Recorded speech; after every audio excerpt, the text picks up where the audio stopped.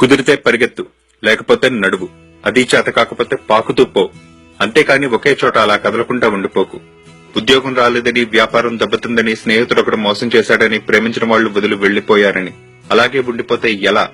దేహానికి తప్ప దాహానికి పనికిరాన సముద్రపు కెరటాలే ఎగిసి ఎగిసి పడుతుంటే తలుచుకుంటే నీ తలరాత ఇంతే అన్నవాళ్లు కూడా నీ ముందు తలదించుకునేలా చేయగల సత్తా నీది.